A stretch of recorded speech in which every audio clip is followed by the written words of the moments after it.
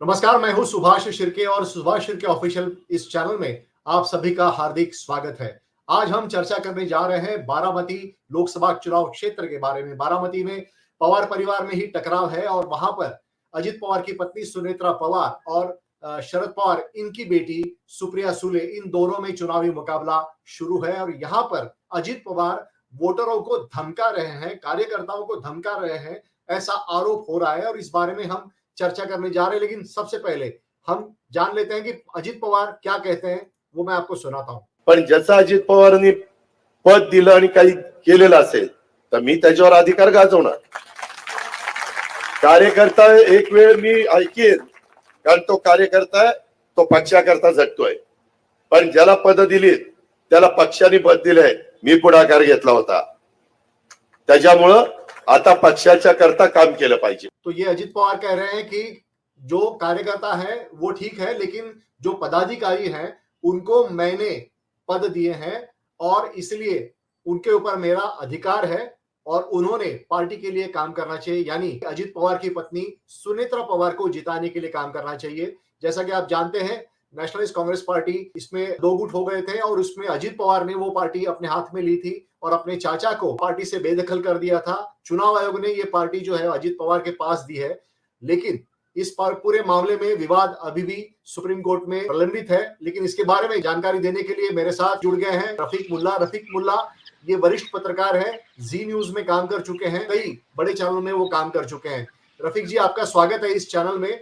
मुझे बताइए कि अजित पवार इन्होंने ये जो धमकाने का काम किया है उसके बारे में आपका क्या कहना है, क्योंकि आप अजित पवार इनकी राजनीति आपने लंबी समय से देखी है। सुभाष जी, आपने जो मुद्दा उठाया है बिल्कुल सटीक मुद्दा उठाया है। अजित पवार पर भाजपा का प्रेशर है, मोदी की रैलियां हो रही है, महाराष्ट्र पुणे में रैली हो गई, सातारा में रैली हो गई और अजित पवार को जो जगह मिली है, सबसे इम्पोर्टेंट जगह है बारामती की सीट जीतना। अगर अजित पवार उसमें कोताही बरतते हैं तो ये बात यहाँ तक सस्पिशियस हो जाएगी कि कहीं शरद पवार और अजित पवार का मिलकर अंदरूनी कोई राजनीति तो नहीं है। ये मैसेज भाजपा के और भाजपा के कार्यकर्ताओं को जा रहा है। तो बात यहाँ तक आज आ गई कि अजित पवार अपने बारामती लोकसभा के क्षेत्र में कार्यकर्ताओं को, पदाधिकारियों को एक तरह से धमका रहे हैं। आप ये राजनीति यहाँ की महाराष्ट्र की समझ लेनी चाहिए कि कोऑपरेटिव सेक्टर्स के अलग अलग संस्थाओं के माध्यम से कार्यकर्ता, किसान, वोटर एक दूसरे से जुड़े होते हैं। तो ये जब कोई अजित पवार जैसा नेता कहता है कि काम करना पड़ेगा या मेरा अधिकार तुम पर है, तो ये बात बड़ी गंभीरता से लेनी चाहिए। इसलिए क्योंकि उसकी रोजी रोटी, उसका किसानी, उसका आमदनी, उसका कोऑपरेटिव सेक्टर से जुड़ा होना और अलग अलग संस्थाओं से जुड़ा होना, इसके मद्देनजर ये दबाव की राजनीति होती है और मजबूरन वोटर को उनके हित में काम करना पड़ता है जिनके हाथ में ये कोऑपरेटिव सेक्टर है या वहाँ के वो लोकल लीडर है।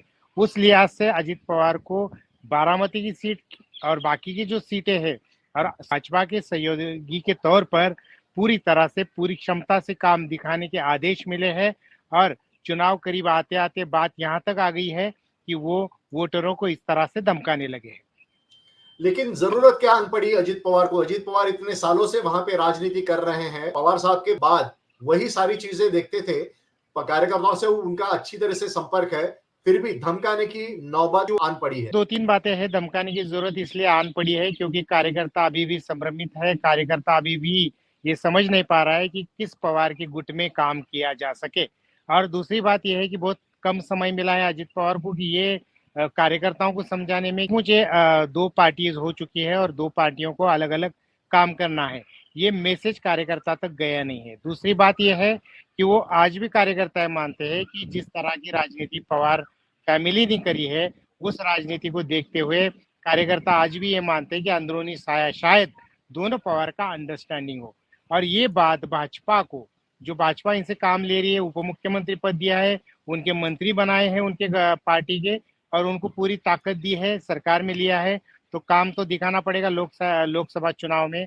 और वो ठीक से काम दिख नहीं पा रहा है, वो मैसेज नहीं जा रहा है, कई सीटें हाथ से निकलती दिख रही है। और अजित पवार को लेना, भाजपा ने साथ में लेना, ये सिंपल सी ये बात थी। कांग्रेस, शिवसेना और एनसीपी एक साथ आई थी और भाजपा अकेली पार्टी थी महाराष्ट्र में जो अलग थलग पड़ी थी। तो भाजपा ने शिवसेना आदि अपने साथ ले ली और एनसीपी भी आदि अपने साथ ले ली। तो उसका फायदा भाजपा को मिलता नजर नहीं आ रहा है। अजित पवार ये मैसेज भाजपा को देना चाह रहे कि मैं पूरी ईमानदारी से इस चुनाव में हूँ। कुछ जगह पर तो इस तरह की नौबत अजित पवार पर आई है कि उन्होंने खुलेआम किसानी के लिए पानी ना देना, कोऑपरेटिव सेक्टर में चीनी हम लेंगे नहीं, आपका गन्ना लेंगे नहीं, आपका दूध लेंगे नहीं, और आपको किस तरह से भी बिल्कुल हम आपकी किसानी भी मुश्किल में लाएंगे, यहाँ तक के धमकियां दे चुके हैं। कहाँ पे धमकी अगर दी मैं जा रही है? उदाहरण की आपको एक केस स्टडी के तौर पे बता दूं तो सोलापुर के एक एमएलए है, शिंदे गुट के एमएलए है जो शिवसेना टूटी है, शाहजी पाटिल। इन्होंने सभा में ये कहा कि अगर हमको वोट नहीं दिया जाता है तो हमारे यहाँ के डैम से पानी नहीं देंगे और आपने हमको वोट देना है, तभी जाके आप अपनी नगदी किसानी जो पैसे देने वाली गन्ने की किसानी है या अलग अलग कपास की किसानी है और सोयाबीन की किसानी है, वो आप कर नहीं पाएंगे। ये एक उदाहरण रहा। दूसरा एक कैंडिडेट है उदयनराजे भोसले, उनके विरोध में शरद पवार के एनसीपी के एक उम्मीदवार है जो माजी मिनिस्टर है शशिकांत शिंदे, कोऑपरेटिव सेक्टर के वाशी नवी मुंबई का मामला जो कि हो चुकी, वो माथाड़ी कामगार के नेता है, तो उन पर एक मामला 4 दिन पहले दर्ज कराया गया भ्रष्टाचार का, और उनको अरेस्ट करने के लिए कि पुलिस चुनाव क्षेत्र तक आ पहुंची। अभी तक अरेस्ट नहीं हुई है क्योंकि एक ऐसे चर्चा चली कि अगर अरेस्ट होती है तो शायद भाजपा के विरोध में केजरीवाल की तरह ये सीट भी चली जाए। तो केजरीवाल को अरेस्ट करना जिस तरह से दिल्ली में और अलग अलग बेल्ट में हवा बनती नजर आई, उस तरह से मामला बिगड़ जाएगा, इसलिए अभी तक अरेस्ट नहीं हुई, लेकिन अरेस्ट होने तक मामला चला गया। तो इस तरह से पूरी तरह से महाराष्ट्र में अलग अलग चुनाव क्षेत्र में इस तरह के उदाहरण देखे जा रहे हैं। जो मॉडल गुजरात में था देखने को मिल रहा था, इस चुनाव में वो भी एक मुद्दा है चर्चा का। विपक्ष को पूरी तरह से ब्लैकमेल करने की राजनीति किस तरह से होती है, तो गुजरात में ये मॉडल ये भी माना जाता है कि है, और ऐसा आरोप किया जाता है वो मॉडल केंद्र स्तर पे अलग अलग तरह से चर्चा में है। वही मॉडल अभी जिला स्तर पे आया है, वही मॉडल अभी तहसील स्तर पर भी आया है, और वही मॉडल इस चुनाव में ग्राम पंचायत जो गांव के स्तर पर है वो मॉडल देखने को मिल रहा है। लोकसभा में ये स्थिति है तो विधानसभा में क्या स्थिति होगी, ये महाराष्ट्र की राजनीति में कोई सोच भी नहीं सकता। इस तरह से खराब दबाव की, दबंगाई की और पूरी तरह से ब्लैकमेल की और वोटरों को पूरी तरह से दबाने की राजनीति देखने को मिल सकती है इस महाराष्ट्र। बड़ी बात कही कि जिस तरह से गुजरात में धमकाने की राजनीति होती है, विपक्ष को पूरी तरह से नेस्तनाबूद करने की राजनीति होती है, वैसे ही राजनीति महाराष्ट्र में खेली जा रही है। पश्चिम महाराष्ट्र में राजनीति शुगर फैक्ट्री जो है उसके इर्द गिर्द, जिसके हाथ में शुगर फैक्ट्री वो उस एमएलए या एमपी बन जाता है, ऐसा माहौल होता है। बीजेपी ने इसमें सेंध लगाने की काफी कोशिश की, खासकर बारामती लोकसभा की हम अगर बात करें तो बारामती में 2004 से पहले बीजेपी ने यहाँ पे कोशिश की थी कि यहाँ पर शरद पवार की पावर है वो खत्म की जाए, लेकिन 2004 में बीजेपी को सिर्फ 23.7% वोट मिले, 2009 में 20.57% वोट मिले, 2014 में जब उन्होंने महादेव जानकर को मैदान में उतारा, वो धटकर नेता है, तब 42.35% वोट मिले, और कांचन कुल को 2019 में 40.69% वोट मिले। 20 से लेकर 40 तक बीजेपी की बढ़त है वोटों की। तो आपको क्या लगता है कि इतना होने के बावजूद भी जब बीजेपी को पवार को हराना मुश्किल हो रहा था, तब पिताराघात करके पवार के परिवार में ही सेंध लगा दी बीजेपी ने, उसका कितना फायदा होगा? महाराष्ट्र की राजनीति बराबर भाजपा समझ पाई है। भाजपा ने केंद्र स्तर पर सहकारिता मंत्रालय स्थापित करना इसी बात का ये प्रमाण है। और दूसरा 2014 में जब भाजपा को 122 सीटें विधानसभा में मिली थी, तो ये बात साफ करती है क्योंकि उन्होंने कोऑपरेटिव सेक्टर के जो बने बने ऐसे नेता हैं उनको वो चुन चुन के उठाया था। बहुत सारे लोग नेता ऐसे नहीं थे कि जो मन से भाजपा के साथ गए थे, लेकिन तो शामिल होने के बाद जो ताकत मिली, जो शरद पवार काम करते थे नेताओं के लिए केंद्र में कोऑपरेटिव सेक्टर की समस्याओं पर काम करना, उनको राहत देना, अगर कोई कोऑपरेटिव सेक्टर की संस्था अगर परेशान होती है या मुश्किल में आती है तो उसको आर्थिक रूप से मदद करना केंद्र स्तर से। तो ये बातें जो शरद पवार करते थे वही सहकारिता मंत्रालय से माध्यम से अमित शाह के माध्यम से करने लगे, और पॉइंट पर्सन देवेंद्र फडणवीस रहे। 2014 के बाद 122 सीटें थी, उसमें से करीब 55 सीटें ऐसी थी कि जो कांग्रेस और एनसीपी से उठाए हुए लोग थे, वो समय चलते अब भाजपा के साथ पूरी तरह से राजनीति करते नजर आए। ये मॉडल है। बारामती की स्टडी की जाए, पिछली बार सुप्रिया सुले बहुत मुश्किल में सीट थी और वो लास्ट मोमेंट में पूरी तरह से अजित पवार और शरद पवार ने अपनी पूरी तरह से ताकत झोंकने के बाद सुप्रिया सुले सेफली चुनाव जीत कर आई थी। बारामती में शरद पवार को वहीं एंगेज रखना, ये जो मोटिव है भाजपा का, वो पिछली बार भी सफल हुआ था और इस बार भी सफल होने की कोशिश पूरी तरह से भाजपा ने की है। सबसे इम्पोर्टेंट चीज ये है कि महाराष्ट्र में उद्धव ठाकरे और शरद पवार के साथ उनकी पार्टी टूटने की वजह से उनके साथ पूरी तरह से सिंपैथी लोगों की नजर आ रही है और ये मुश्किल अजित पवार और भाजपा के लिए बिल्कुल दिख रही है। अभी उतनी मुश्किल या उतनी कड़ी टक्कर सुप्रिया सुले के सामने नजर नहीं आ रही।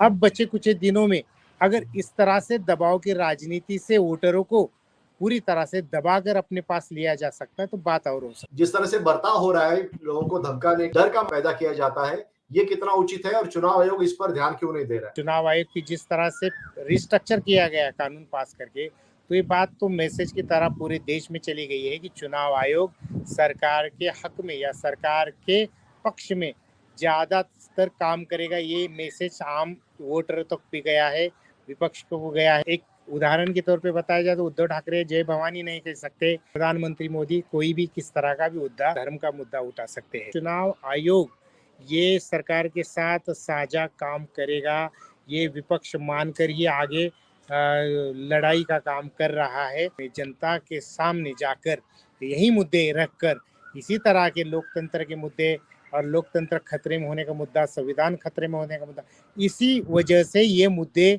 आज स्ट्रांग होते नजर आ रहे, ये मुद्दे उठाए जा रहे हैं और लोगों को सुभाष जी ये मुद्दे अपील भी हो रहे हैं इस बार। अगर हम पश्चिम महाराष्ट्र की बात करें तो कुल 10 सीटें इसमें हैं, जिसमें मावल सीट है, पुणे है, बारामती, शिरूर, कोल्हापुर, माढा, सांगली, सातारा, कोल्हापुर और हाथकणंगले में अब आपको क्या माहौल दिख रहा है? इस बार एक अलग पर्सपेक्टिव लोगों का है। तो पिछली बार के जो कुछ चुनाव के परिणाम थे तो उस परिणाम उसी तरह से इस बार आएंगे ये उम्मीद की नहीं जा सकती है।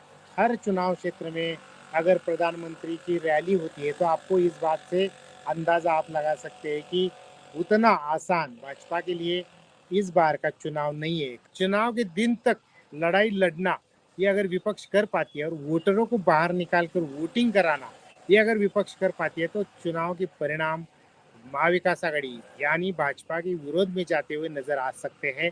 और अगर भाजपा ने जिस तरह से अब के लास्ट वीक में ये प्रचार का स्तर बढ़ाया है और अपने प्रचार के स्तर में वो सारे मुद्दे वो लेके आए हैं और थोड़े जातिगत या धर्म के राजनीति से जुड़े या राम मंदिर से जुड़े जो इस तरह से मुद्दे अभी उठे हैं तो उसका परिणाम अगर आता है और वो अगर टेम्पो भाजपा लास्ट दिन चुनाव के तक रखती है तो ये 50-50 की लड़ाई हो जाए। जीत अपनी होनी चाहिए, इसलिए बीजेपी बेकरार है और इसके लिए वो अपने जो साथी पार्टियां हैं उनकी तरफ से ये कोशिश कर रही है कि वोटरों को धमकाया जाए, डर का माहौल पैदा किया जाए। महाराष्ट्र में बीजेपी को पिछली बार 42 सीटें मिली थी, इस बार उतनी सीटें मिलती नजर नहीं आ रही है। माहौल बीजेपी के खिलाफ है। फिर आप हमसे जुड़े, आपका धन्यवाद। दर्शकों से विनती करना चाहता हूं कि ये वीडियो आपको कैसा लगा ये हमें आप जरूर बताइए।